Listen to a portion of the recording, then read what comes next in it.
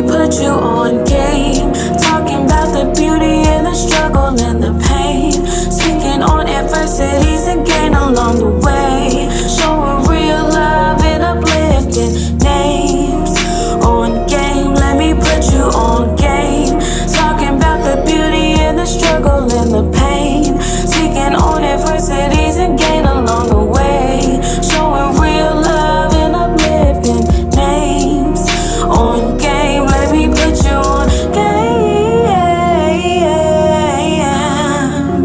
How you doing? How you doing, man? We're back with another episode of Put You On Game. First things first, man, hit that subscribe button. Subscribe to Put You On Game. Stay tuned to all website coming soon, merch coming soon. Stay tuned for all of that. Now, man, I have another special guest with me. Let me run down this thing for you, man. Today's guest is someone who has quietly built an impressive footprint across multiple corners of the music industry. From marketing and distribution to artist management to live events, media, technology, he's dedicated his career to helping independent artists create real opportunities and sustain success. Since entering the music business in 2018, he has generated more than 18 million streams through strategic marketing campaigns and helped distribute music responsible for over 5.6 million streams through his independent distribution platform. As the founder of Next Level Sounds, the Next Level Sounds Distribution, and M37 Management, he has worked with artists across the country, creating pathways for growth both online and on stage. His impact extends far beyond streaming numbers. Through artist development and event production, he has helped artists perform in major music markets: Atlanta, Miami, Dallas, Vegas, LA, and New York City, and beyond. He's also served in AR roles, worked alongside record labels and distributors through the Southeast, and continues to play a key role in discovering and developing emerging talent. As a media entrepreneur, he is the founder of the Chrd Magazine, a platform dedicated to highlighting artists, entrepreneurs, creatives, and industry leaders. He has also hosted and produced multiple podcasts, creating conversations that help educate and inspire the next generation of creators. His journey has also taken him into the music industry, serving as a senior vice president of business development for Joy Jam, where he worked to bridge the gap between artists and innovative tech solutions. Most recently, he became a co-founder of DRF Music Group and joined the AR artist development team at Stop One Distribution.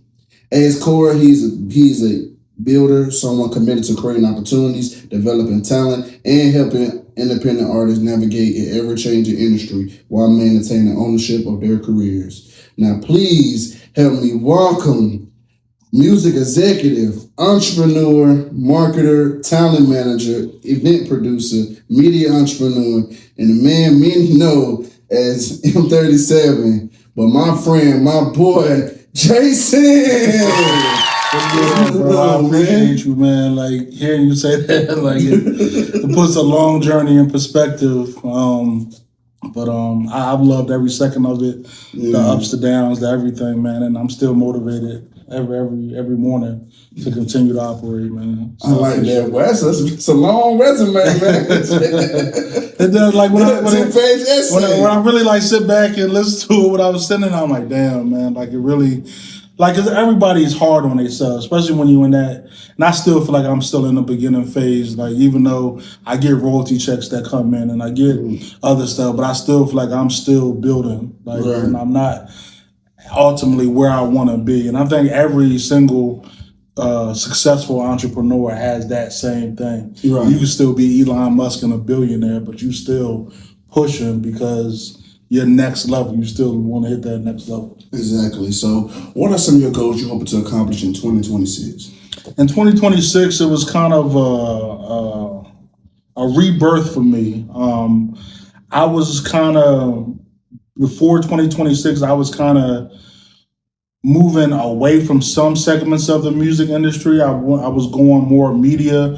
I started a company in 2024 called Motivated Media, and I was going to have my podcast and then a magazine and some other entities under that and move toward a more, all right, let's really just focus now on highlighting artists and spotlighting artists rather than doing all of the grunt work and doing all of the behind the scenes and the operations and everything like that with artists. I thought that might give me a better, really kind of like work-life balance. Gotcha. Because like with your podcast, you can schedule interviews for a certain time and you got a more stable schedule. Yeah. With running a company or managing artists, you're on call and everything 24 hours. You're never off.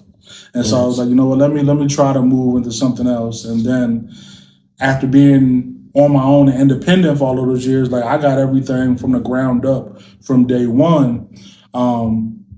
Two offers came at me in the span of 12 months to bring me back into the industry under two entirely different roles, but roles that I'm comfortable in.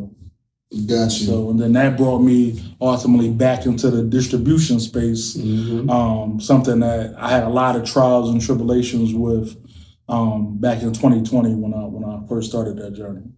Got you. So for people who may be meeting for the first time, who is Jason Howard beyond the titles, the businesses, and accomplishments? Like you mentioned in there, the key word that stuck out to me, all the things you said during the introduction, is someone who's a builder. Yeah. And that's it. I put a thing up on LinkedIn the other day and I said, like, you know what, it's been a great journey. I love where I'm at now, and I got a long ways to go to where I want to get to. But I hope I'm never one of those people where somebody wants to connect with on LinkedIn or somebody wants to meet because of my title, because I'm a senior vice president, because I run a successful company, anything. Like, I want people to want to connect with me because I never gave up, because I never stopped pushing, because I want artists to be compensated and treated fairly, because I want them highlighted correctly. I want the next Beyonce to be highlighted like she is Beyonce. Like another interview I did, like I highlighted how like in the NBA, NFL draft, not all of those players that get drafted are going to make the team. Right. They're not going to become stars, but they still treated like that. Right. The music industry is the only industry where our superstars of tomorrow or the names of tomorrow get a second class or third class treatment, because I guess there's so many of them, but it's a lot of people that's in the NFL draft too. And when you think about it, and the shit, half of them not gonna make it through training camp. Yeah, for real. And so, but they don't get discarded and treated like how independent artists get treated. So at the end of the day, I just want to be known as somebody who was motivated, which has been kind of my mantra over the years, and somebody who really cared about music and the creatives that make it, that create it. Got you. So you built a career across multiple areas of the music industry. What first sparked your passion for music and entertainment? I want to say, like, I often think about this. It's something I started as a kid. I remember some of my youngest memories. So like when I was one, like I was born in Philadelphia. When I was one, my mom moved back to Maryland, like where she's from. And like as a kid from like 3 to 7, I was back and forth between Philadelphia and Maryland, like my whole childhood, like for holidays and school breaks and stuff like that. I'll come back up with my dad in Philadelphia. And some of the youngest memories I have as a kid with my dad is us walking around outside with me having a boombox on my shoulder, playing like James Brown and like music. Like I remember that like so vividly.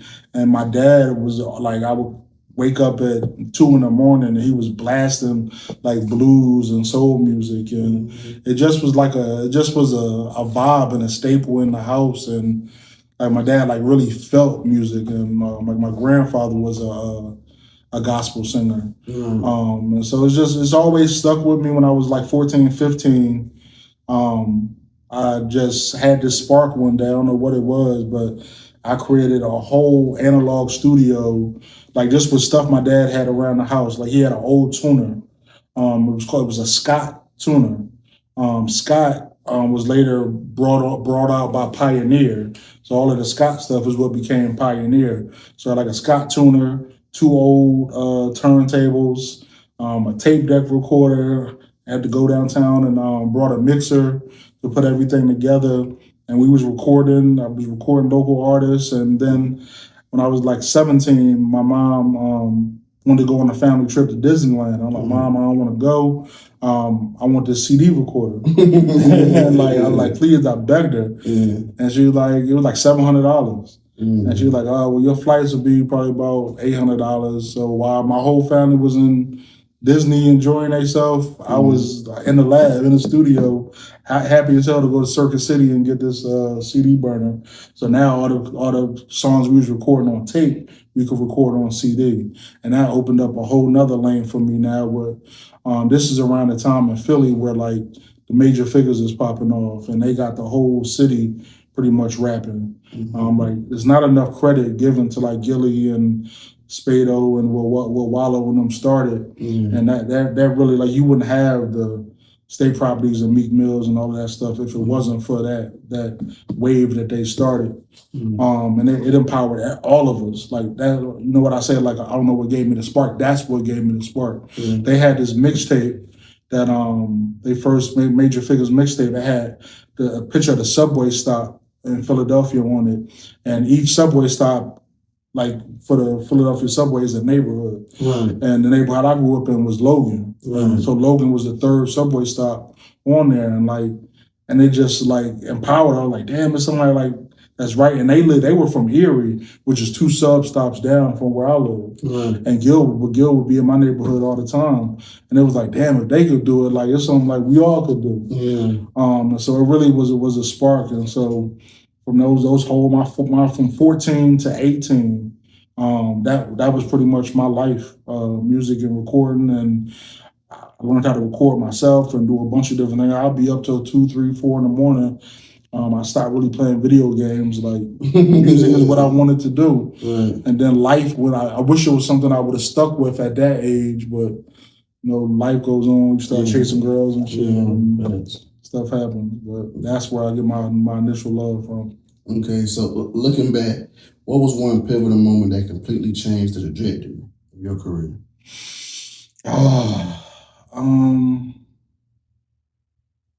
Damn. If it was one moment, I guess the thing that I've only ever got support, like wholeheartedly, like no like quid pro quo, like just one-sided support to support me, and kind of what we were doing at the time is from my childhood friend Jamal Davis. And when I told him I wanted to start the playlist back in 2018, I remember the text in like August something of 2018. And this is like after a year of me hanging around artists, like late 2016, 2017, I was hanging around these artists in Atlanta and seeing them go and do all the club stuff. And I was like, man, I got to be a different way. And ended up learning about these Spotify playlists from a guy who's now one of my closest business partners, Jaquan Hunter. And text a friend of mine, JD. I'm like, yo, I want to start this playlist. So we build these playlists up. And we get them to like while he's building the playlist, I'm learning social media marketing and how to get people to follow the playlist. And I'm just spending money on ads, spending money. But he invested like $900 of his own money along with the money I was spending. That's the only person that ever really helped me out. And we was like, all right, we're going to do this. Boom, boom, boom. 18 months later, we got these 4 playlists with damn near 100,000 followers. And we're at the point where I'm like, all right, let's try to charge artists to see if they get on, how many streams they get. And when that probably first month and a half, maybe 2-3 months, like we had like $9,000 in sales. I'm like, all right, we done found something. We done found something. We done found something. Yes. And that really, like, for me to be just a year or 2 into the music industry, like you have the music industry, you have music business, and then you have all of these ancillary things that have been created around both of those things. And so me playlisting and marketing was just the side of this, but it's people that's been rapping for 5 years that never received a check off of music. So for me to be 2 years in and us getting checks off of music, off of stuff we was promoting, I'm like, oh man, this is a game changer. Like it really sparked early that, okay, this could be a long-term goal and career, something that I could do. Gotcha. Like it's really like a dream kind of coming true. Like you always want to work in the music business and do stuff, but when you've had an idea in your head and it came to light and worked, it's like, all right, I can do this. And that's probably why, like, even when other stuff hadn't went as I wanted it to, I've always kept moving because I'm like, shit, if I can make X amount out of this 1 year, like we had some great numbers our first and second years, then I can make it again somewhere else. Right. So it's real. So as a CEO, SVP, A&R executive, and an entrepreneur, and a father, which role has taught you the most about leadership and why? Oh man, it's definitely it's only one role. It's being a father.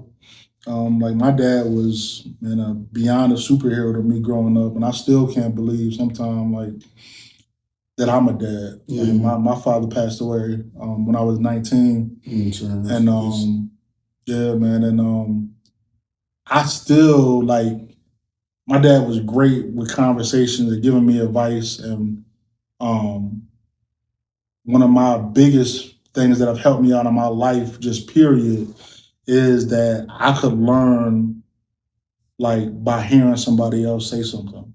Like you have some people that can either learn something on their own or somebody can tell them and they will learn from it.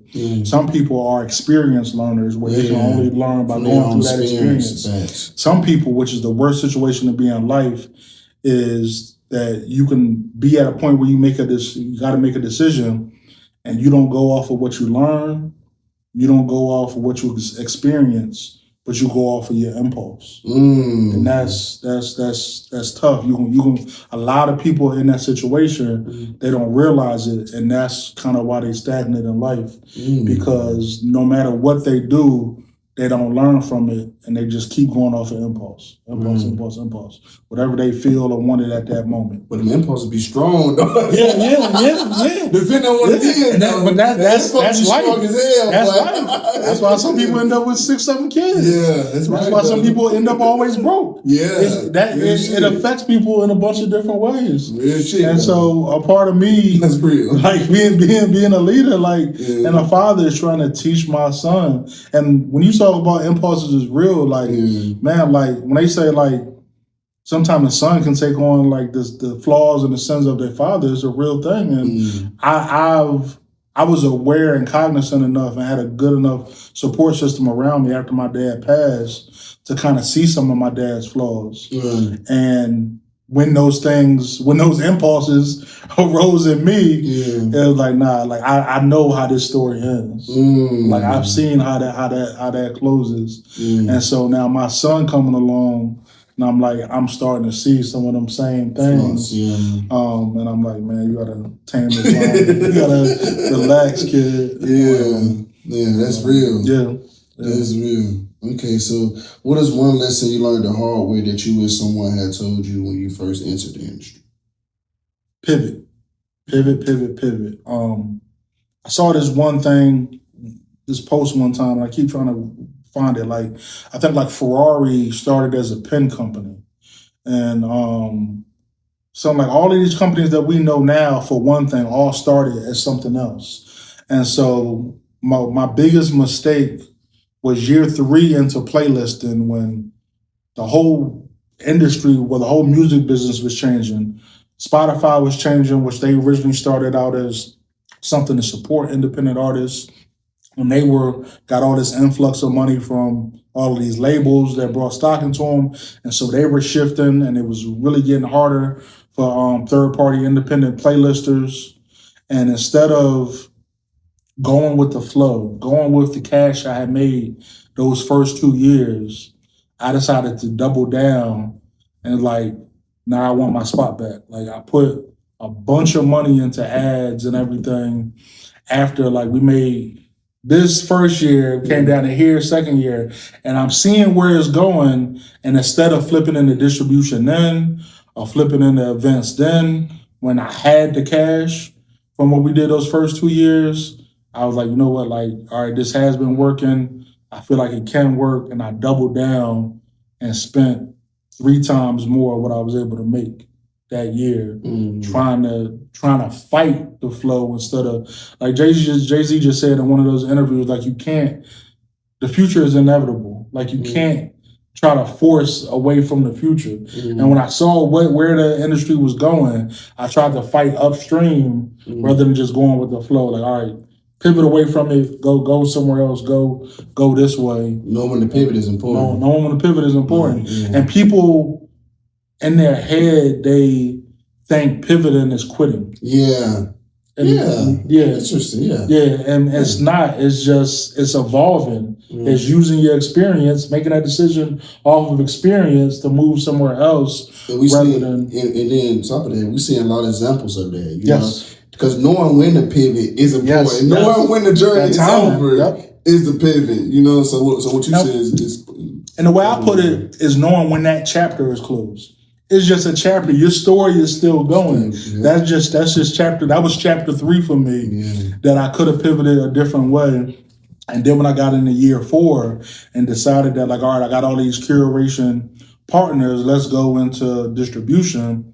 And I went into it pretty much going dollar for dollar again when I could have went into it with $50,000 up front to start. But I spent that in year 3 on ads, trying to get back something that clearly was gone. Right. That's real. So you work with countless artists. What's the biggest misconception artists have about what it takes to succeed in today's music industry? Man, we could go 2 hours on that.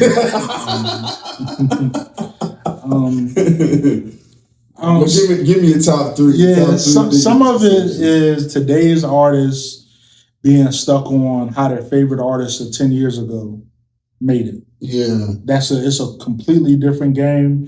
That playbook that they were going by doesn't even really exist for 99% of artists. There's always that 1% that may get on a different way. So that would be 1.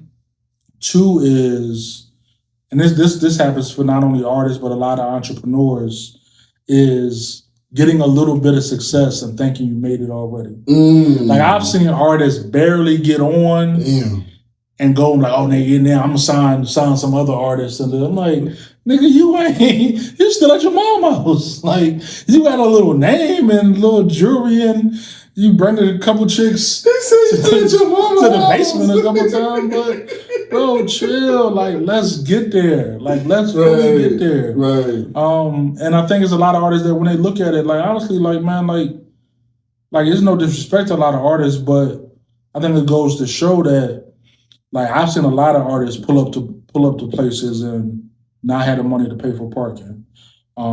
Pull up in their baby mama car, pull up in others. And there's no shade on that, but it's like, if you really, like, took the reality of your situation and put that into your ego rather than having this ego that's big and beyond where you are in reality, you would get a lot further. You will focus on a lot of the things that you need to, because you're not operating out of this huge ego that really isn't going to benefit you the way you think it will. And thirdly, underestimating the power of consistency.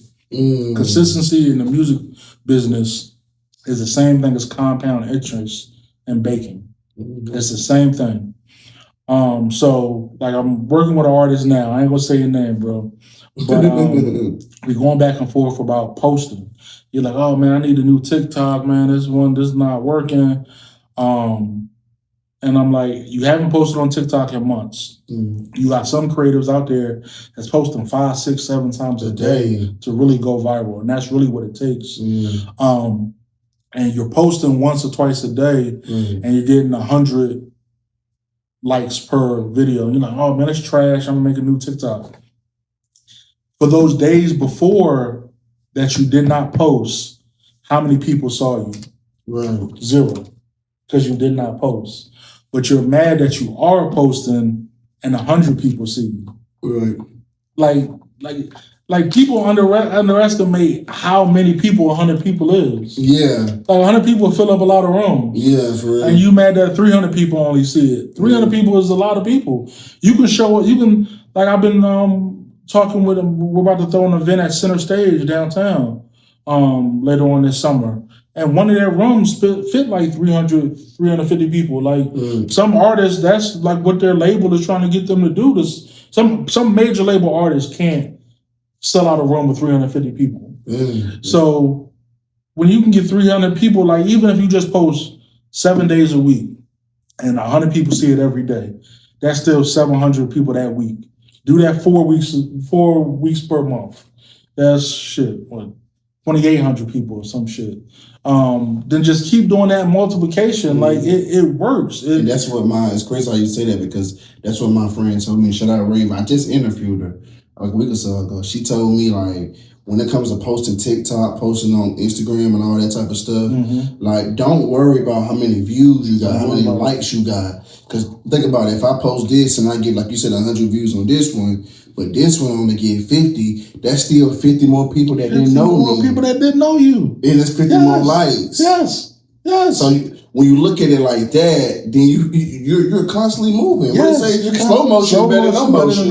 When you're not posting, nobody is seeing you. But you mad that only a little bit of people see you. Like you don't, like we get so beyond the basics of what we're trying to do. And I have to tell them, I'm like, bro, you're way too talented for people not to see you. So I don't care if only 100 or 125 people see you. They need to see you. Because when it comes to support, man, what you say that when it comes to stuff like that, a lot of times people are not gonna support you unless they see other people support you. That's just the world we live in. That's how it works. Man. You can be dope as hell. People, you can be doper than the niggas that people listen to now. But until somebody else start liking it and he next one out, that's when everybody want to cheer for you for real. And a lot of artists don't like to post, especially on Instagram, because all they're thinking about is the people that follow them that they personally know seeing it. And they don't want to post the same clip a bunch of times. They be like, oh man, they're gonna be like, they already seen this. But exactly. They aren't your audience. They are already not streaming you, not looking at your stuff, not supporting you. Like, and it's a difference between followers, friends, and fans. 3 completely different categories. Like your friends are people that you know personally. Like your followers are people that engage with you. They might follow you just because of who you are as a person. That don't necessarily mean that they like your music. And that's fine. Thank you for the follow. You see people with 1 million followers but only got 100,000 likes or 100,000 this, 50,000 likes. It's happened that way. It just happens. And then your fans, those are the people that you want to cater to. The people that are actively listening, actively engaging, all of that. Commenting. But other than that, like, to cater toward people that you already see that aren't supporting you, to me is insane. And to base your whole plan around that, like, no, you can do a whole lot better. Find those people that really fuck with you. Got you. Maybe we can get into this game, man. Let's get into this game. How you feeling about this game, man? Tell me about it, man. Man, it's a lot going on. What you talking about, the music game or? No. I'm talking about the NBA? Not trivia game. Oh, okay, let's go. He's from the NBA game? Music game? Hello, what we talking about? I'm talking about the trivia game, man. The game goes like this, man. I ask you 5 questions. Whichever ones you get right, I take a shot. Whichever ones you get wrong, you take a shot. Now, the point of the game is a guessing game, okay? I'm not expecting you to know the answer to this question. Now, you may know or you may not know, but that's not the point of the game. The point of the game is for you to guess, you know what I'm saying? A or B, or give multiple choice, and I keep it on things that Black people dominate. Music, sports, movies. I keep it on what we dominate. Black entertainment, television. So I keep it on that. All right, first question. What Missy Elliott song came out first? A, Get Your Freak On. B, Work It. Great question. I'm gonna go Get Your Freak On. Just final answer. Yeah. Okay, you got that right. Okay. You got that right. What made you guess that? I was thinking like, shout out Missy. I was a big fan. Like when I said, I've always been a fan of music. In my studio back then, like I brought the first Timbaland album. I brought the Timbaland and Magoo albums, and like I was kind of a fan of everything that they was building, that unique sound. So I remember when, now I most notably remember the music videos. Yes. Yeah, I think Missy a beast on music. Yep. Beast. Yep. Nobody fucking with Missy on them music videos. Damn. Do we have another Missy coming in the game?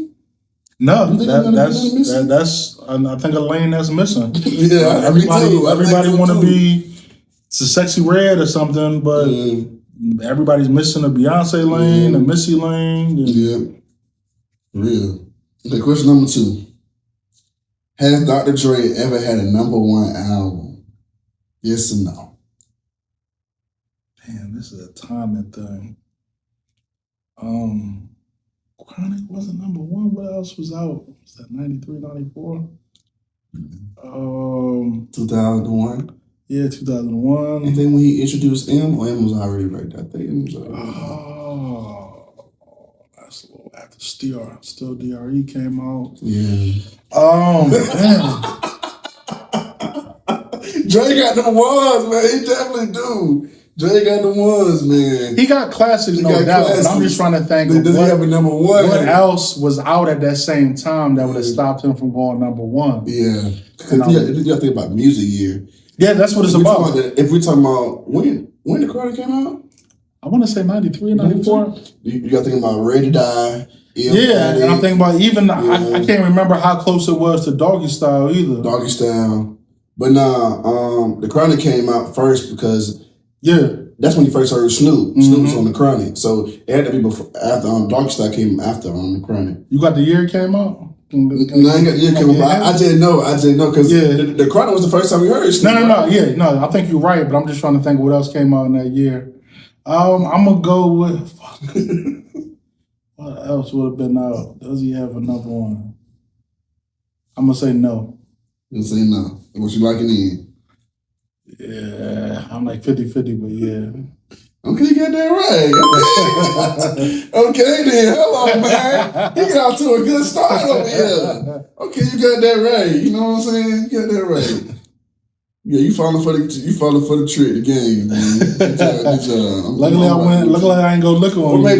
I mean, the way you think about it, you thinking about it real deep though. Like you think about the albums that came out in the '90s. You got to see it. Yeah, it was just a hell of a lot of competition. It was a hell of a lot of competition. That's why I say I'm thinking about Illmatic, Ready to Die, it's Wu-Tang. Yeah. It was just a lot of great albums coming out around that time, so you just don't know what went #1 exactly. or what went #2. That's tough. I think probably for sure Doggy Style did, but that was off the momentum that Chronic created. That's what I was thinking in my head. Yeah. Right. So, all right. Question number 3. Damn, he might get all of them right. Who has more all-time passing yards? A. Brett Favre. B. Aaron Rodgers. Damn, it's gonna be close because it is. Aaron got the longevity. He does. Favre was always my favorite. To me, he's the best quarterback I've ever seen play with what the arm strength stuff he did. Oh my God. Let me see. Yeah, let me think. Hey, my boy, Jason, my boy, this man just said Brett Favre was the greatest quarterback he ever saw. Football. That nigga, like throwing them picks, ain't he? He was throwing through a lot of picks, but that nigga, he was throwing them picks. He did.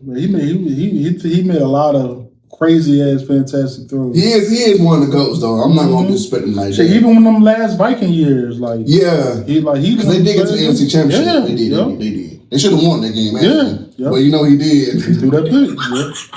Yeah. That's goddamn coach fault. They should have handed that shit to damn the running back. Yeah, for sure. Damn. I feel like I seen this stat, and I feel like I don't know if it was passing yards or touchdowns. I feel like Aaron just got him the last couple of years. You like it in Aaron? Yeah, I think Aaron got the most. That's wrong. Damn. Aaron ain't passed his ass yet. Damn. That said a lot about Brett. Damn. It does, though. Brett is him, though. I'm not going to say Brett, not him. Baltimore, you think top 5. So I'm thinking you talking about old Brady, Peyton Manning. I'm just talking about, like, physically, like, his arm talent. You think he better than Josh Allen? With the arm talent? Yeah, I mean, Josh got to prove, got to do a little bit more. What about Mahomes?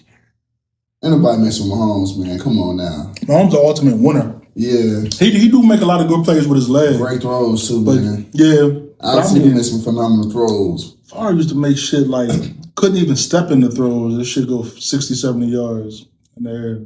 Because you see, the thing about strong arm quarterbacks with the Brett Favre, the Josh Allen, the Jeff Georges, Mahomes, those people, Aaron too, those people that got like great arms like that, they don't have to certain things. They can stand there and their arm talent can get them to the ball. Yeah, they don't have to step in the throw. Yes. It don't have to be so technique. Yes. Yeah. Mm-hmm. So, but the problems with that is that's where the Brady's come in at, the technicians where they come in at, because sometimes the two talented quarterbacks forget the fundamentals. Mm-hmm. You see what I'm saying? Yeah. So like, that's the point. So I used to be a huge Pittsburgh Steelers fan. Right. But I will forever remember, like, in that Super Bowl when Aaron Rodgers beat the Steelers, that game came down really to one play. And it's crazy. I remember hearing Ryan Clark talk about it. He did. Like, all week they talk about, like, that robber formation when the Green Bay receiver comes across the middle. And he was fucking, like, it's a millisecond of a difference. Like, he's coming down from his safety position.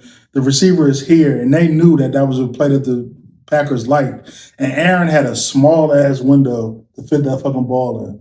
And he just put it right there. Like, had it been a millisecond late, like, Clark would have picked it off. Yeah. And then the whole game would have been different, man. That's why they always say a great throw will be good defense any day of the week.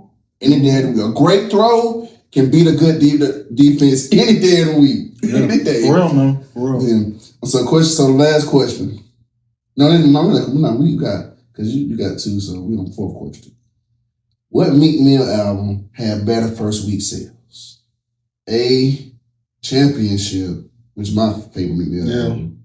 Or B, Dreams Are Worth More Than Money. And Dreams Are Worth More Than Money had Amen. Nah, it was that. I thought Amen was on the first album. Yeah, that's Dreams Worth More Than Money. No, that's the second one. That's the one with the All Eyes on You album. You know, what's his first album? Dreams of Nightmares, ain't it? Ain't this the first album?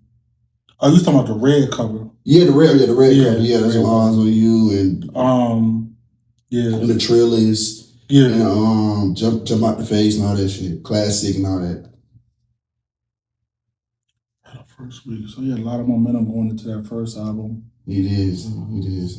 Championships when he came out from jail. Yeah, and everybody was waiting to see what he was gonna drop. Yeah. And it really wasn't a lot of big commercial songs on that. He just had Going Bad with Drake. Yeah. He had On Me with Cardi B, but not really. Well, he had LMA. Yeah, LMA. 24/7. Yeah. Meek had some joints on it. That's my favorite Meek album, actually, by the way, y'all. Yeah, Championship is my favorite. Meek honestly got a lot of shit. His whole discography is better than a lot of people give him credit for. It do. It's just that people I tell everybody the perception of what Drake did from the whole battle standpoint, it kind of changed the way people looked at Meek. Yeah. Meek didn't fall off. It's the way it's the perception. It's the perception of it, right? And I always say perception is not the truth. You know what I'm saying? It's not the truth. Nope. Perception is your reality. Don't make it the truth, though. But rapping bar for bar, like he one of them. Yeah, he is. You can never take away from me that he can rap. For real. I'm gonna go. Damn. I'm gonna say Championships. I know they did the most total. I'm gonna go Championships. That's wrong. Yeah, 2 for 2. I like 50%. Yeah, man. And we bounced back, though. We bounced back. Hey, though, check this out, though. Dang, why every question, like, comes down to the final one where it's like, that's how I play this game, Jason. It come down to it's be 2-2 going to the last question. Like, I'm telling you, like, the last, like, this happened 4 times in a row now. I'm like, dang, it's getting deeper. Like, who gonna win the game? Who gonna take the final? I like this question, but let's see. Please, I lost the last one. Let's see, can I redeem myself or I'm gonna lose two strikes out? What Jay-Z song charted higher? A, Change Clothes, or B, Dirt Off My Shoulder? Big hits too. I'm just trying to think of the momentum. Dirt Off His Shoulders, Black Album. Yeah. That was... I think both of them was on the same album. Were they both on Black? I think so. Yeah, because Pharrell was on there. Yeah, that's true. I think that was the last time they was apart. That was the last album Dame was a part of, wasn't it? Before the split broke up? I'm trying to think if Dame was in that Change Clothes video or not. No, he definitely wasn't in Dirt Off His Shoulders. Damn. Very close. Which one charted higher? Yeah, I want to say it was a bigger hit. No, it's hard. Both of them were big hits. Yeah, they were both decent hits for them. Both super producers. Yeah. They did on my shoulder beat. That beat so damn hard, bro. Yeah. Timberland got down with that beat. I feel like that shit had a bigger hype around it. And then in the video you see Ho's face. He like, whoa, damn. Yeah, this up. Yeah, Change Clothes. For real. Had Pharrell, Lauren London in the video. Yeah. Let's see. I don't know. It's 50-50. I'm going to go Dirt on Your Shoulders. Okay, you got that right. There was a lot of hype. Okay, you got that right. You got that right. That was a big hit, though, man. I love that. I love that. I'm in love with that beat. That beat is insane. It was more crossover. Yeah, like that beat than Change Clothes. Like, I think a lot of white people like that. Doing shows. I like that. Woo. That was good, man. Damn, I lost 3 times in a row. You know what? I'll take that because it's from you. I'll take that. It's close, man. Let's get back to it. How do you identify talent before everyone else sees what you see? Talent, I think, comes in different layers. Like, it's not my deciding factor, but I think if we're just talking about talent, I'm kind of looking at the full spectrum. I mean, some artists are more talented singers than they are writers. So I am kind of looking at like how they vocalize stuff. If I'm looking at like from a rapper standpoint, like I'm looking at kind of like how well can you kind of. So like I have in my head this thing is called like an industry flow. That is really kind of clicking with like the most artists that kind of break out.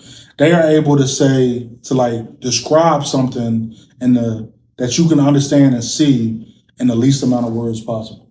Like, and a lot of artists do that. Like these days, they do it with slang and other stuff and like metaphors and stuff that if they say it, like you can see what they're saying, and they're saying it like in a few amount of words, but they get the whole point across. Right. That's what I'm looking for as a rapper, as far as a writer. And I want their voice to kind of pierce through. Like in a good mix, like for a really talented artist, like sometimes talent really comes down to a voice. Some artists I think are better writers than other artists, but the other artist has a better voice. Yeah, I agree with that. And that's what gets them across the mainstream better. I agree with that. So I'm looking at a few of those different things. And for a vocalist, I'm looking at kind of how well you can kind of hold a note.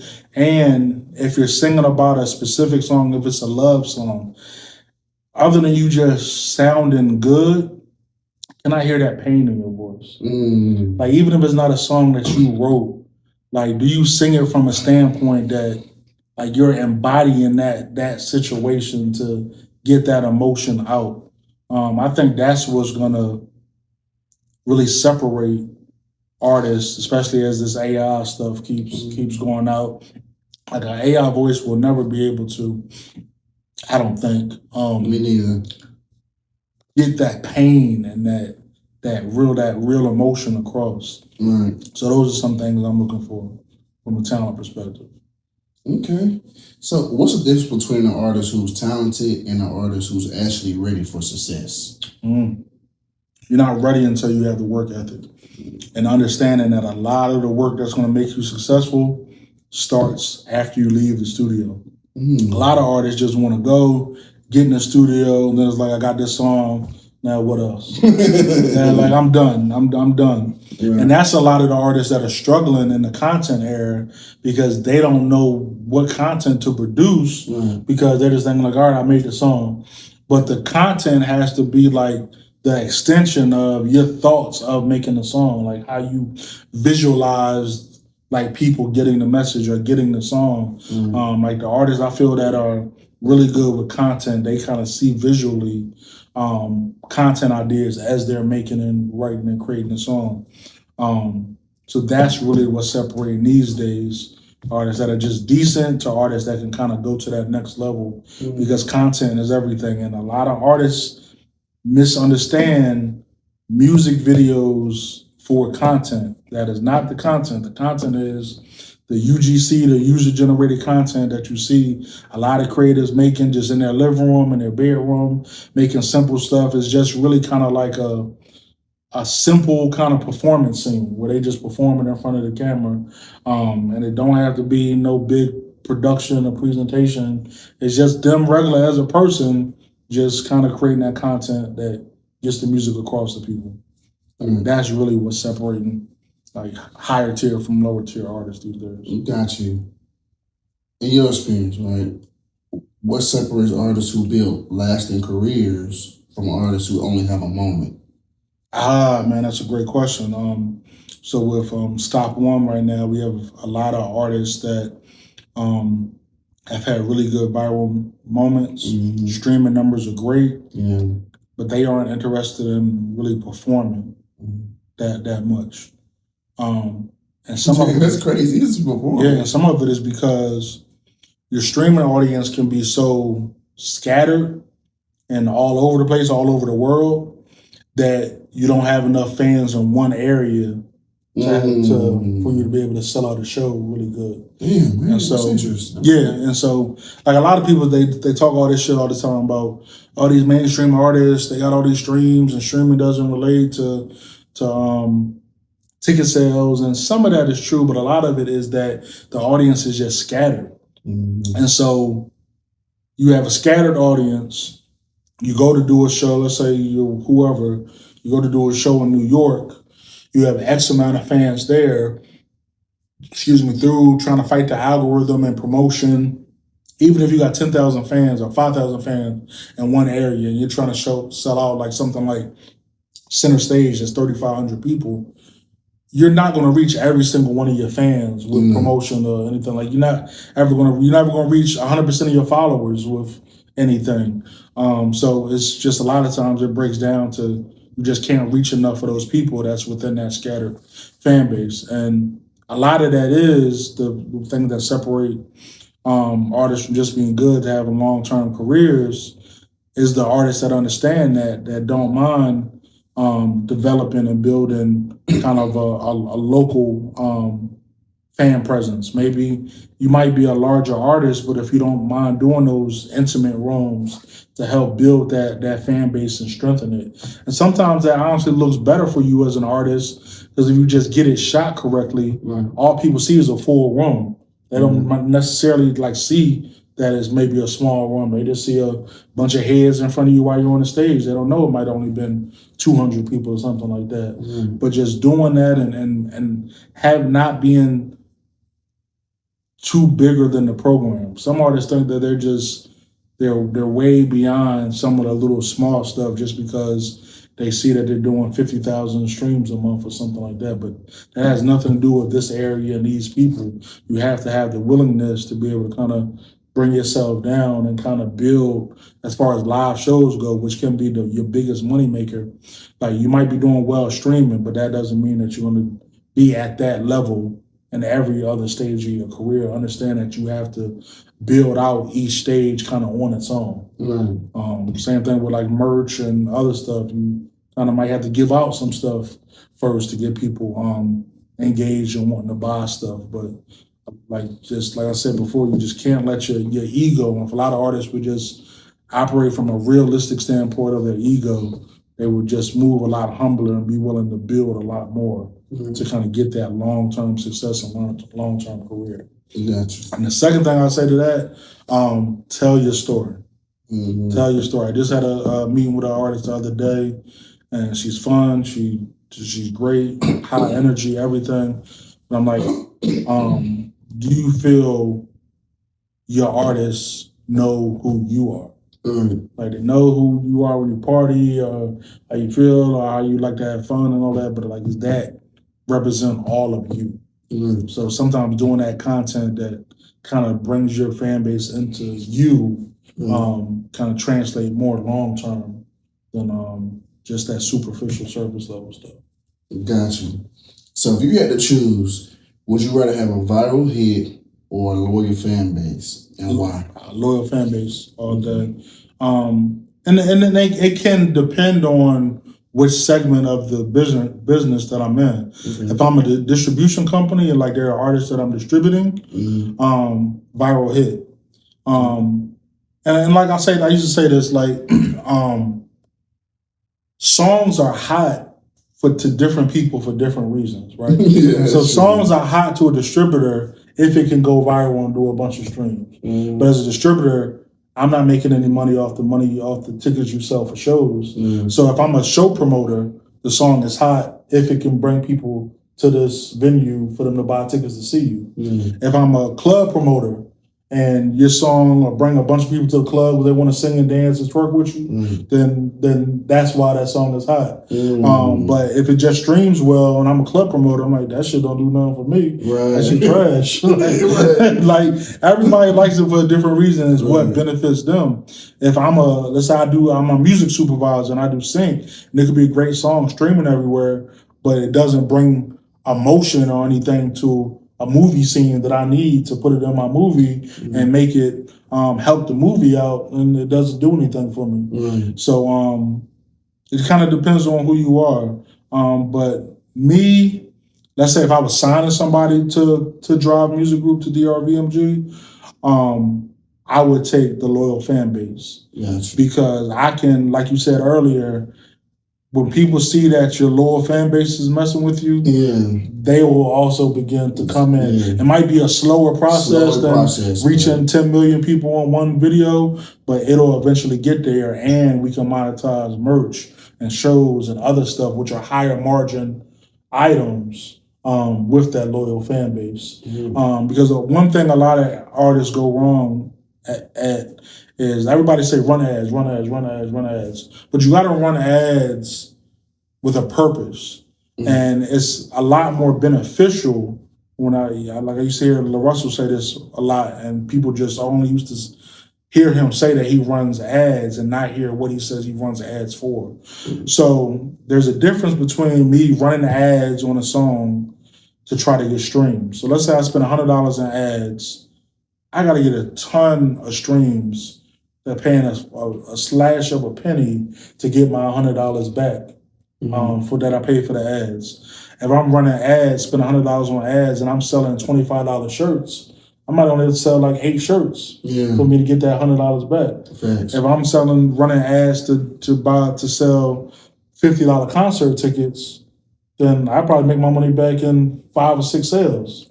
So it depends on, like, you gotta get your money back and your return on your investment in ads, selling higher margin items than just kind of running for streams. So like really just be intentional about what you're doing and understand how you can get that money back. Absolutely. So you build platforms, events, publications, and opportunities for creators. Why has creating opportunities for others become such an important part of your mission? It became important because we had to do it. Because I used to try when I moved out of distribution into management, and I'm trying to get my artists booked at events, and I felt that venue promoters or club promoters wasn't treating us fairly, that they was letting us perform at 2 or 3 o'clock when the crowd of 400 went to 40 and stuff like that. And I'm just like, man, forget that. I'm tired of dealing with these people. I'll just do it myself. I'll rent the venue out myself. Excuse me, I'll partner with the venue owner myself and let's make it happen. Like everything that I created was because of a barrier that we ran into. And so same thing with the podcast. It was rough finding enough local podcasts that would show artists, play artists, same thing. And so we blended a podcast with a radio show. And so we were actually, we were rated in media base. So when we played an artist song, they were getting publishing credits for it as well as us videotaping it and being able to air it as a podcast. So it just became, everything happened out of need. And it's almost like you think about like when with Dame Dash and all of them, like the reason they started their liquor brand was because they were trying to get the sponsorship from Cristal, even though they kept promoting it for all those years and they wouldn't sponsor them. And so they created their own. So I think with a lot of entrepreneurs, the creation happens out of necessity. It's just you get tired of dealing with other people when, so it's like, shit, we was able to build this, let's go try to build that too. Exactly. Yep. I like that. So you work with a lot of people and personalities. What qualities make someone worth investing your time, energy, and resources into?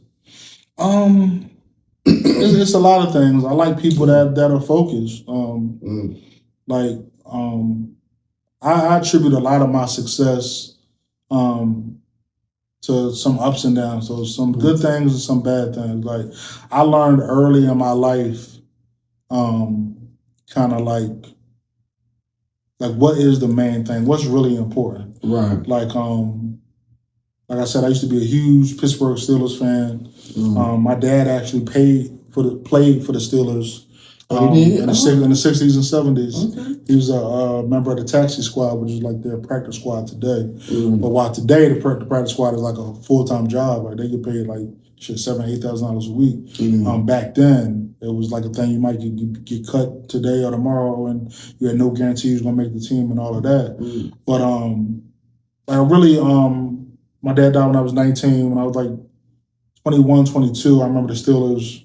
This is that year that when they won the Super Bowl when Jerome Bettis was there. That game when they played the Colts and Bettis fumbled on the 1 yard line. That like I was about to have a heart attack in that game. Like I was really into it at that point in my life. And I remember after that game thinking like, damn man, like shit, this is a hell of a game. Like I don't remember my heart beating like this since my dad died. And I really thought, and I sat there in that moment, I'm like, man, like I'm like this game is affecting me this much. And I'm living and dying with this team.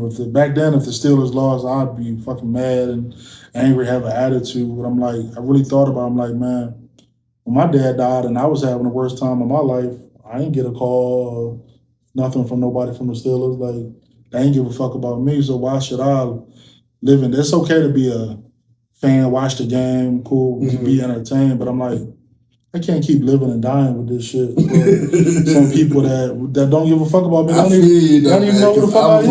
I'm like that with my team moves. I felt like the world was just over. Leave me alone. Now I'm starting to be able to deal with the loss more. Like it still hurts though, but it don't hurt. Like I know exactly what you're saying. And in that moment, like that shit just kind of like left my body. Like I watch games and shit every now and then. Now, like I used to go to a lot of sports games. Like me and a friend of mine, like we are Spurs fan. I've been a Spurs fan since the early '90s. Like I said, my mom grew up in Maryland. I got a lot of family in Annapolis. Annapolis is where the Naval Academy was. When Dave Robinson was in the Naval Academy, like in a small town like that shit was the town emptied out to go to Naval Academy games to watch them play. In the late 80s. Like he was that whole town. Like that shit was a show. Like we'd never seen no shit like that before in a little country ass town in Maryland. Like it was bigger than life. I mean, big, tall guy, and then in the naval, which that town runs off of the naval, off the Navy. Like my grandmother worked there, my aunts worked there. They all worked at the Naval Academy. My aunt's house is right across from where they play football, when Navy plays football. So like in that community, like it's all ingrained. And so like, but it's just, I learned just like when in that moment, like, bro, stick to what matters. Like I said, I'm a fan. Like I was listening to overhearing the game last night, but it's like I gotta focus on my business. Gotta get this work done. If it's the time that it happened to coincide with me not having to knock out a lot of work, and I can watch a game, I'll watch it. But that shit's not gonna run my life. Like I'm a really like stay focused on what I want to get to, what needs to be done. Because I ain't never got an NBA check or NFL check in my life, but I done got some checks off of this business. I don't know if I answered it completely. Okay, yeah. Because I'll ask you like what qualities make someone worth their best. Yeah, and so I want somebody that's focused. Yeah. Like I want somebody that understands their mission, their goal, what they want to get to, and not be distracted by a bunch of fucking dumb shit. Like, man, so many people. It's not just artists. Like dealing with this shit now with some people. Like, and I guess it's everybody's life. Life to me is about. It's about perception, and it's about like how you can relate to things. Yeah. Because like somebody come to me, I've had people come to me like, "Hey man, it's a good offer." Like it's relative. Everything is relative. Like that shit might be good to you, but I made way more money than that. Exactly. So like it might be good to four out of five people that you give it to, but they never made the money I made, so it's not a good deal to me. Right. Like everything is relative. So like pain and what's important is also like I said, like my dad died when I was 19. I found my dad dead when I was 19. Like that shit was a beyond traumatic experience. And so when other shit happens in my life, that's why like it's rough for me relationship wise. I don't give a fuck about so much shit. Like I'm not gonna cry over somebody leaving me or any problem. Like I've been through real shit. So it kind of numbs you to certain shit. And so, and I don't expect everybody to have that level of don't give a fuck. Yeah, because it comes with life, it comes with experience. But if you're gonna be serious, like especially as an artist, there are fucking thousands of people out there that want your fan base, want any opportunities you won't get, want to put you out of business. If you're not operating like you want to do that same shit to them, that you focus about what you want to get, like it's gonna be hard, man. It's gonna be hard. And with a lot of these artists and people, young people at all in this generation, they think to come up is glamorous. Yeah. Like I remember, like I bought my first house when I was 21. Extremely young age, but it's because like when my dad died, like I had a period of time I was lost. I had an uncle that really helped me get my shit together. And I learned from the shit he was telling me, and I just immediately got fucking extremely focused. And a lot of it honestly was me trying to focus on something and not dealing with the pain of my dad dying and everything. And so I was just masking the pain by just like, I'm gonna stay focused. And so, but I'm saying, like, when did you, like, how did you know you was masking the pain, though? Like, how did you shit, not until I probably was almost 30. I realized, like, I need to see counseling. Like, I need help to, like, really get through it because I was in the same cycle. But it's like, that year before I bought my first house, I was eating fucking pork and beans and noodles every goddamn day, like, because I had my goal and no Red Lobster was going to take me. Like, shit just wasn't that important. My goal was more important than all of the other dumb shit. Thanks. And so, like, and that's what I want to, like, I guarantee you, everybody that's successful has a similar fucking story where they just had to fucking grind. Like that, it might have looked pretty to the public, but behind closed doors, nigga, we roughing it. Like, because that's what it takes. Everybody think that they get to shine while you come up. That shit rarely happens. Rarely happens. You got to be willing to really put this work in, really say fuck a lot of the bullshit, and just worry about what's important. Thanks. That's real shit. And that's what I want to see out of a lot of artists. Gotcha. Man. Great answer, man. When you look at the current state of music, what excites you the most and what concerns you the most? What excites me the most is almost like how in basketball and almost a little bit in football, like in basketball, a lot of shit is becoming like positionless. Like it's everything is a blend. You got combo guards and combo forwards and big men that can shoot and all that shit. Music is almost becoming genreless. You got so many genres blending in. You got so many subgenres. It's not just rap. You got your rap pop shit, your rap R&B shit, your rap rock shit, your rap between trap and drill shit. There's so many subcategories in every single genre. In the R&B, you got R&B pop, you got neo soul R&B, alternative R&B. It's like it's so like, and I think it's beautiful. It's creatives creating. Like I was one of my staff trying to put them in a box. Yes, no, fuck all that shit. Like one of my staff members asked me the other day, like I don't go to a lot of studio sessions for artists, that I work with. I let them create. I let them be great. What the fuck I'm gonna go in there and tell you what to do? Like I wouldn't have wanted to bring you to the table if I had an issue with, I believe in your talent. I just want to give you the time. I'm going to try to give you as much studio time as I can for you to go in there and create. Bring it back to me. If I think we need any tweaks, fine. I want to kind of hear where you're coming from, what was your idea, and where you were going with it. But other than that, I'm just thinking about the demographic that will want to hear and buy the music. I'm not really like, I don't have to love every song you make, but I'm like, man, don't buy in, they're going to turn up to this shit. Like, there's other artists I just started working with. She's making like party girl, like twerk anthem and shit. I'm not going to be in the club twerking to this shit, but I know the girls that will be. Like, and that's what matters more than my personal opinion. I listen to Nas and Jay-Z and shit all day. Like, I ain't signed to those type of artists. So it's not about my personal like, it's about what the people are going to like. And I don't ever want to stop creatives from being creatives. Now, on that note of what concerns me, much like, and even is probably a case for myself, when you have a lot of artists coming into the industry on their own, doing things on their own, recording on their own, with no real kind of like professional guidance or anything. A lot of people, even like myself, I came into the game 100% on my own, like just now this year, like getting help and guidance and working along with people that have really done it before. I'm sure I had a lot of bad habits when I started, shit that I had to work out by situations failing or not doing what they could have done. It's a lot of shit I second guessed that I've done over the years. You have the same thing with artists. You have a lot of artists coming in bedroom studios and other shit, creating bad habits that they don't know no better to correct and fix because nobody's directing them or guiding them. They're not working with seasoned producers or seasoned engineers. Everybody's just figuring shit out. And so in that kind of system of like amateurs treating and working with amateurs, you're going to have a lot of bad habits that get formed. And the danger is when, like I said, when an artist gives me a final project, I'm like, nah, we gotta take that shit out, we gotta do this, we gotta do that. Because songs do have to have a structure and a format.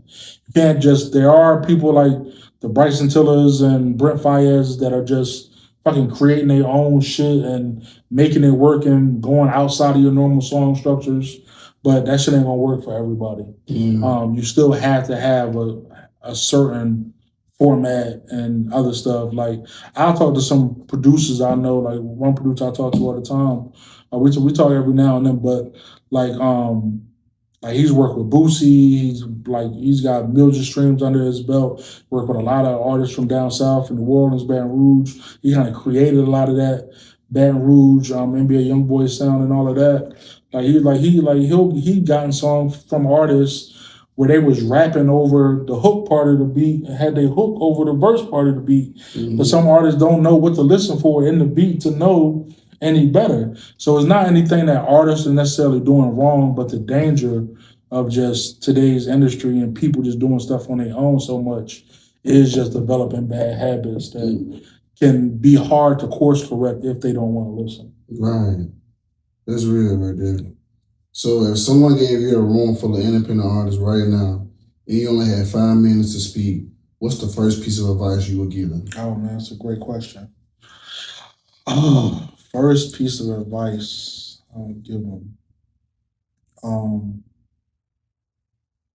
I would probably be like similar to what I said earlier, but apply to everywhere that consistency is your best friend. The more you write, how consistent you are with your writing, you're gonna get better. How consistent you are with your recording, you're gonna get better. How consistent you are with releasing, you're gonna be able to market and promote yourself better. How consistent you are with posting, you're gonna figure out what works and don't work. Like it sounds so simple, but it's just a raindrop making a mark in a mountain. Right. Like it's a drop of water that consistently hitting that same point and fucking creating the Grand Canyon. Like it's just power. It's the same way if you invest $5 a day from the point you 18 or some shit and it ends up to fucking a few $100,000 because it starts to multiply and just compound interest. That's the same thing that happens. It's the same thing when you put in your 10,000 hours. Yeah. You gotta constantly, continuously put the same thing. Like even if an artist has been rapping for 3 years, like you should be much better at year 3 than you were at year 1. There should be some things that you noticeably see that you do better. Yeah. If you don't, that's a problem. Yeah. Thanks. So we'll get into this last game, man. But this game is a this or that game, okay? I give you a choice between one option or the other. So basically, your shot is predicated on you. If you choose both, you got to drink. If you don't, if you just choose one, move on. Okay, this or that. Talent or work ethic? Work ethic. Independent artist or major label artist?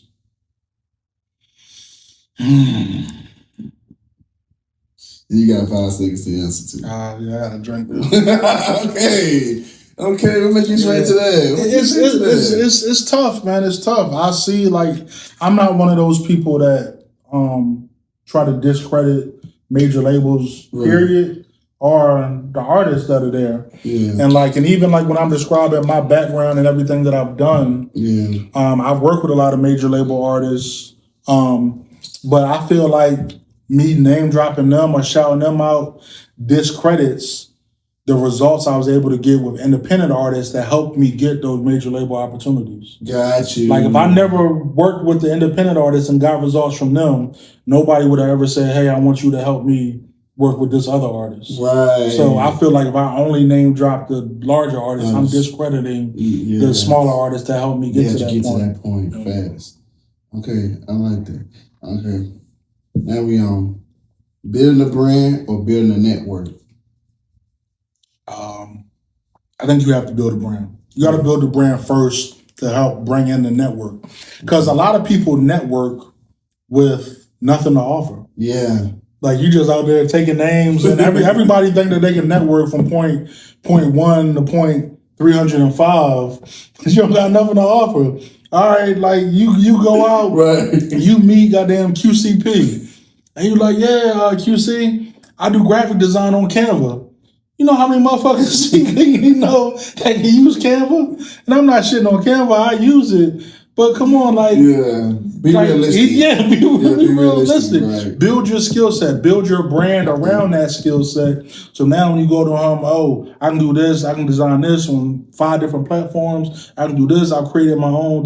This is what I do uniquely that makes me stand out from everybody. Now you make him want to talk to you. Now you're going to get your call back rather than just saying, I've been doing shit. Like, you know what? Another thing I'm going to talk about, and I don't knock it. I'm somebody that wears multiple hats. And Gregory Smith called it out in this panel I had him do. Shout out to Greg Smith.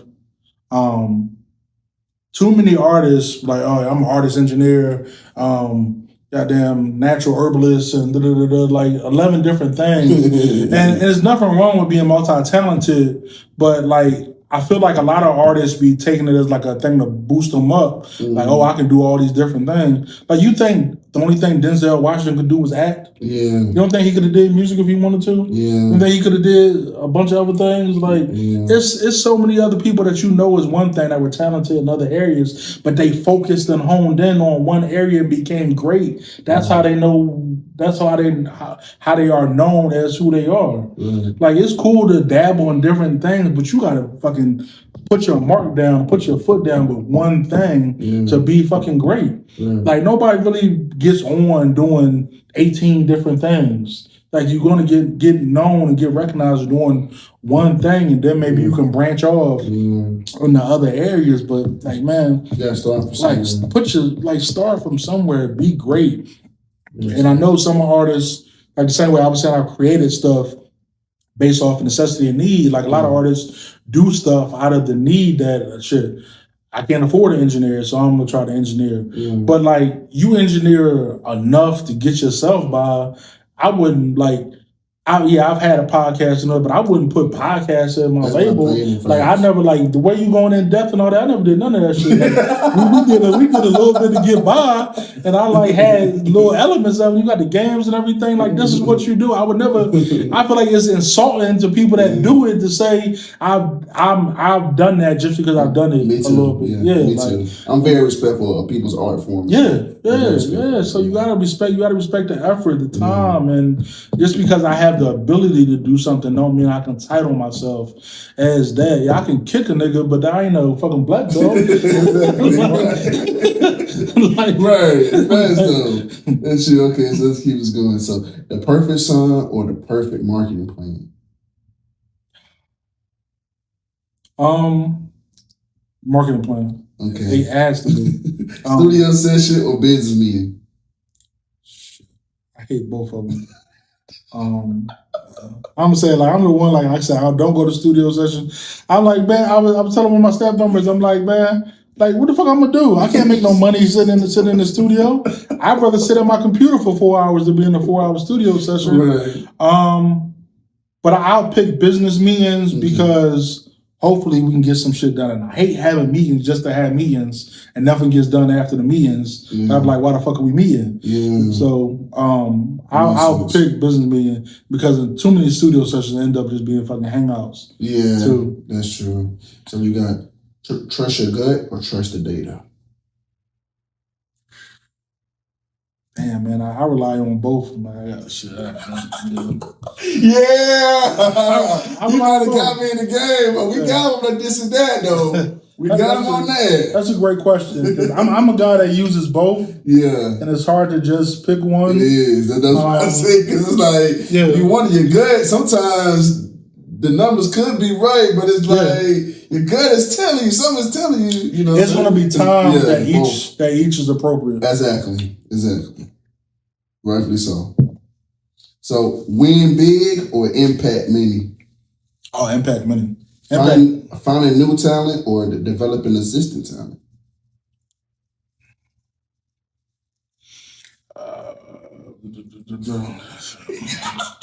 I'm just counting down on my head. I'm like, shit, it's probably 5 seconds by now. I'll probably say developing existing though, but okay, makes sense.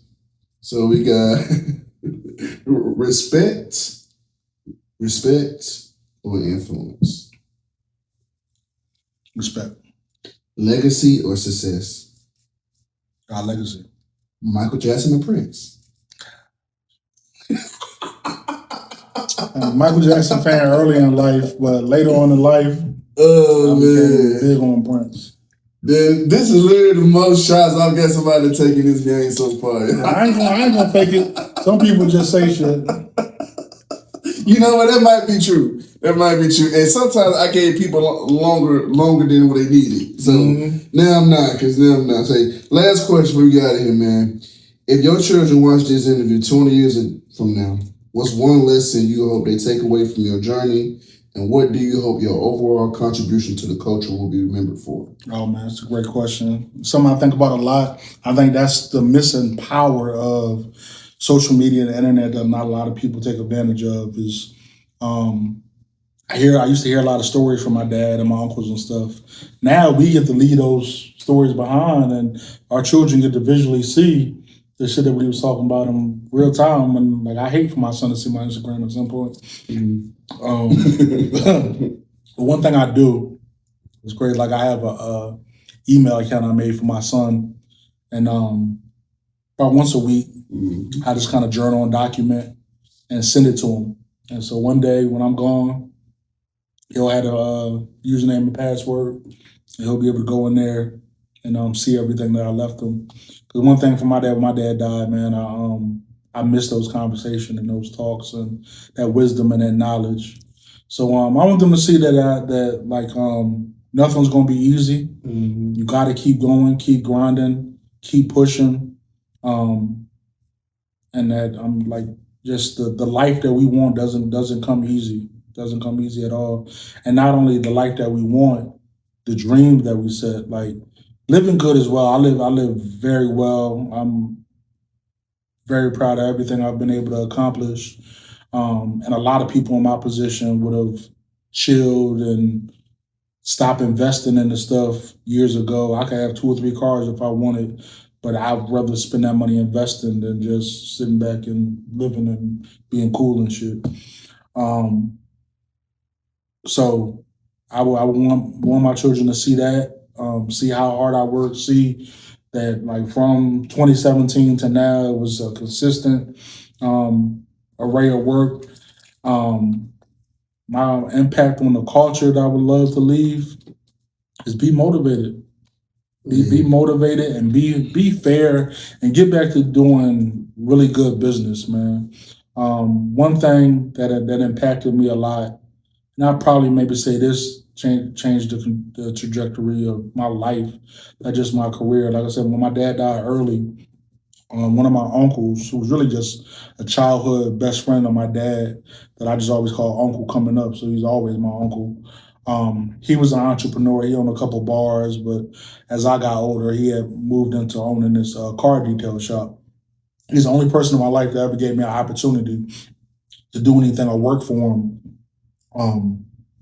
Just off a GP kind of like, look, Jake's son, come. Like, I used to see him come around a little bit when I was younger, but he's like, come over here and work for me. So from like my junior year in high school to probably like my mid-20s, well, until he passed away, really, I worked for my uncle, and man, I just soaked up so much game being around him, man. Just the businessman he was, how fair he was with business. He never wanted to cheat anybody, never wanted to take advantage of anybody. And I remember him, and it's crazy. Like, I'd be at this point sometimes talking with my staff, and I'd be like, man, like, I don't need this shit. Like, when I'm talking about, like, when I'm upset about like our progress with a song, I feel like a song should have done much better.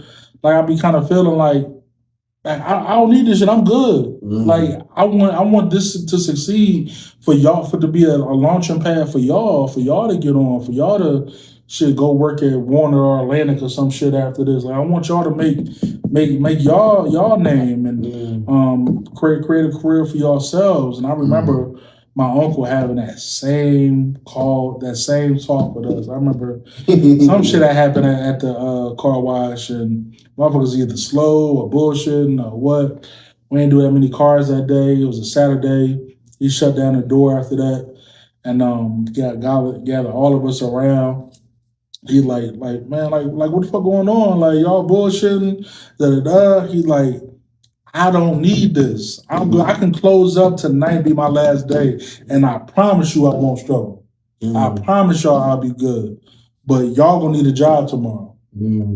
And so, like, that shit, like, I would never ever forget that conversation, because I was one of them ones bullshitting. And this is like, I think I was like 18. And it really like struck me. It really, like, it's the same thing. Like, focus on what you need to focus on.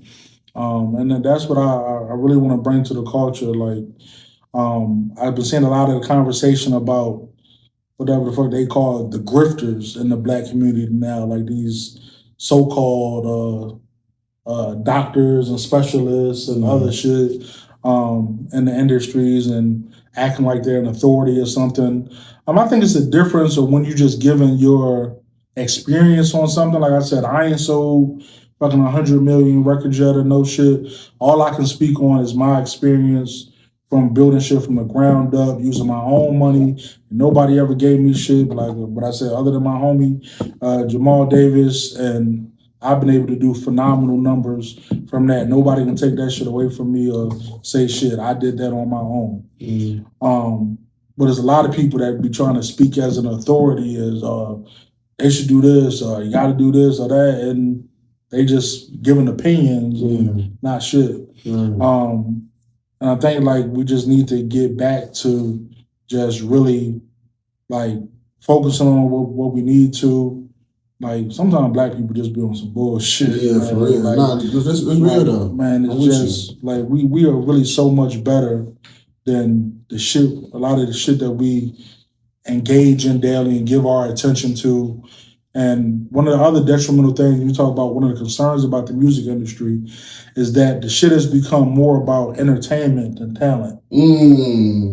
Like you could post a video of somebody that got a damn Whitney Houston voice singing, and it'll get less views and engagement than fucking a girl fucking twerking and doing all this extra other shit, rapping about fucking nothing. And like at some point that shit gotta change. People are obsessed with bullshit. Yes. Like bullshit is an obsession. Yeah. Like, and I don't know why, but people it's just bullshit is more attractive than positivity and good shit. It's been like that for a very long time, and I don't know why that's the case, but as you see it, and then you start to see more TV shows like that, more podcasts are starting to go in that lane. Like everybody's trying to attract stuff. Nobody's trying to be authentic themselves no more. And then you start to see it. So I definitely agree with everything you said, man. And it has definitely been a pleasure having you on this podcast, man. I created this podcast for upcoming entrepreneurs and entertainers because nowadays people only care about you once you reach a certain status.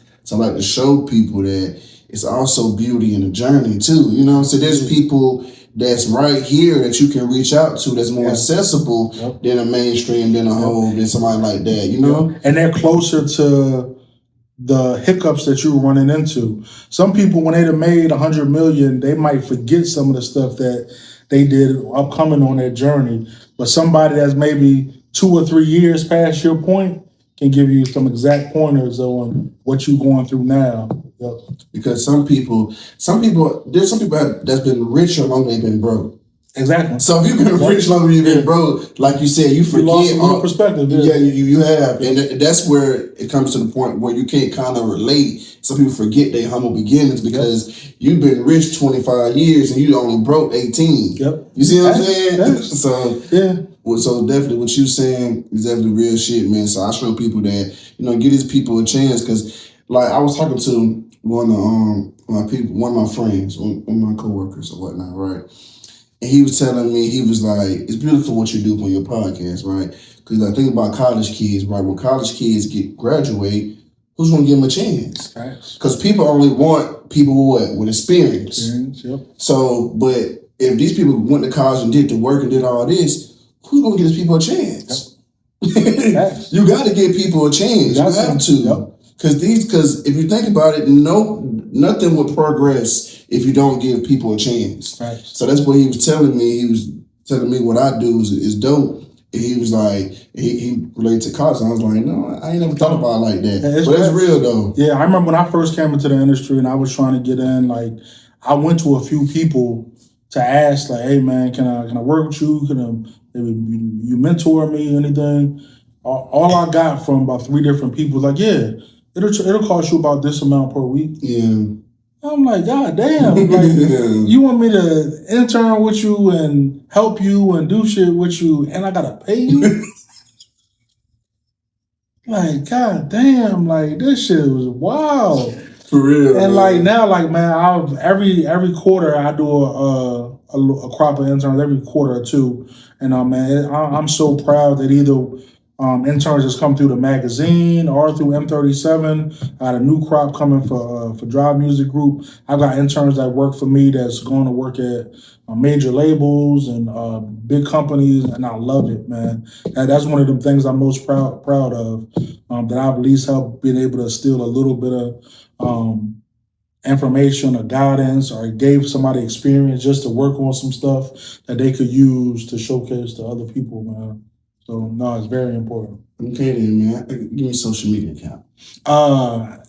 Everywhere, M37_Jase. That's Instagram, Twitter, X, and YouTube. Please check out YouTube. We're going to be releasing a lot more content there.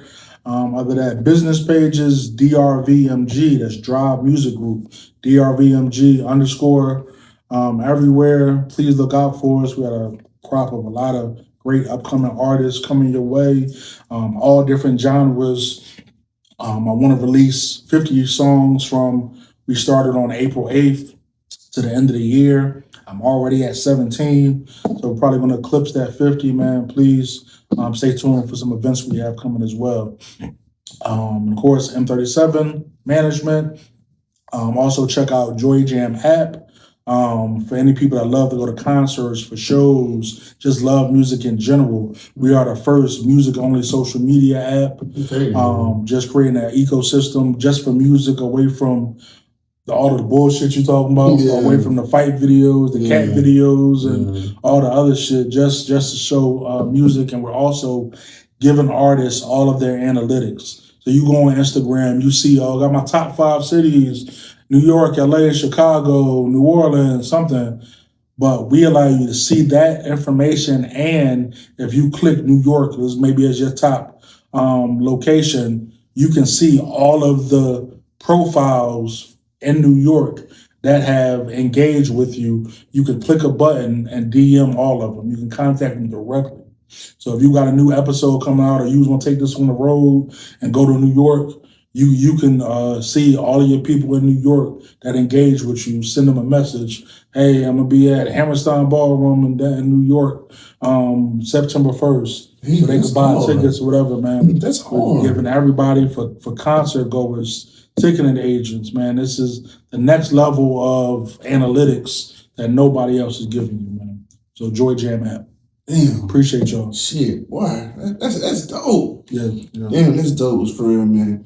Like I said, thank you for coming on Put You On Game, man. I appreciate you, man. Anytime you want to promote anything, you want us to do whatever, I'm here for you, man. We're here to promote whatever you got going on.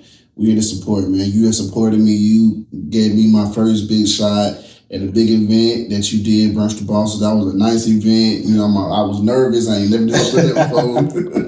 No problem. You gave me an opportunity, man. I appreciate it, man. I really do. And that's a wrap, man. Thank y'all, man. Please subscribe to Put You On Game. Don't leave this episode before subscribing to Put You On Game, man. Absolutely. Subscribe to Put You On Game podcast. We got more heat coming soon. Peace. All right. OG. Let me put you on game. Let me introduce you to the dopest. Your best friends know it, keep the camera lens focused. Atlanta being noticed, we the coldest in a minute. Time is how you spend it, just make sure you pay attention. From my city to your city, coming strong, might put you on something you ain't seen before. Like homie, you ain't know. The kings and queens that bring the things that make you know. Round of applause, I'm on my job, no clocking out. So tell me, what is you talking about? See me on your TV, probably smelling like I'm about to take a picture. Spending money all type of ways, cause God knows you can't take it with you. Let me hit you with the fast, dog. I ain't staying where I'm at, dog. I'm out here like a logo, man, I put that on everything. Big wings, I carry dreams, ain't got time to just maintain. Succeed, my last name, guaranteed I keep it swing. Standing on business, the Lord is my witness, I promise that won't ever change. Just let me do my thing, and I bet I put you Let me on put game. you on game.